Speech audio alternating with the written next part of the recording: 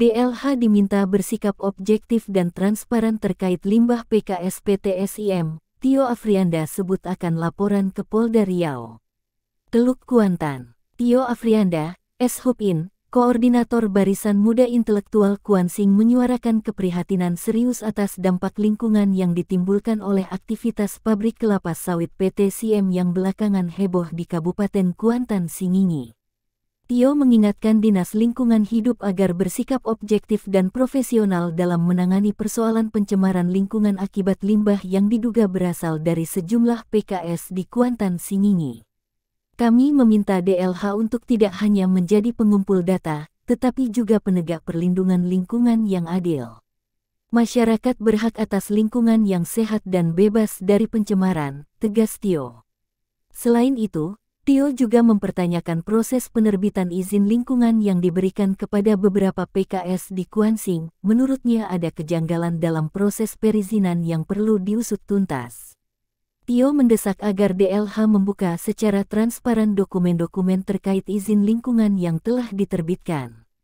Tak hanya itu, Tio turut meminta Dinas Penanaman Modal dan Pelayanan Terpadu Satu Pintu untuk mengkaji ulang seluruh perizinan operasional yang telah diberikan kepada perusahaan-perusahaan pabrik kelapa sawit. Kajian ini dinilai penting untuk memastikan bahwa setiap izin yang dikeluarkan tidak bertentangan dengan prinsip-prinsip kelestarian lingkungan. Kita tidak anti-investasi, tetapi investasi yang merusak lingkungan dan mengorbankan masyarakat lokal harus dievaluasi.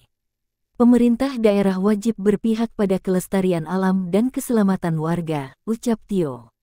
Tio menegaskan bahwa pihaknya akan terus memantau dan mengawal proses ini, demi memastikan keadilan ekologis benar-benar ditegakkan di Kuantan Singingi. Ini yang ketiga kalinya isu tentang limbah PKS yang diduga cemari lingkungan di Kuantan Singingi. Baru-baru ini pihak perusahaan disebut telah membayar sanksi atau denda yang diterapkan pemangku adat di Antau Singingi, namun demikian hal tersebut tentu tidak serta-merta menghilangkan sanksi pidana jika pihak perusahaan terbukti lalai dan menyebabkan pencemaran lingkungan, jelas Tio. Kami minta Polres Kuansing untuk selesaikan penyelidikan yang dimulainya, kalau ini tidak dituntaskan di Polres Kuansing, kami akan buat laporan di Polda Riau, tutupnya. Pembuangan limbah pabrik kelapa sawit yang tidak sesuai peraturan sejatinya dapat dikenakan sanksi pidana berdasarkan Undang-Undang Nomor 32 Tahun 2009 tentang Perlindungan dan Pengelolaan Lingkungan Hidup termasuk di dalamnya pencabutan izin operasional secara permanen.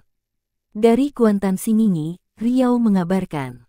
Atia, Kabarinvestigasi.id.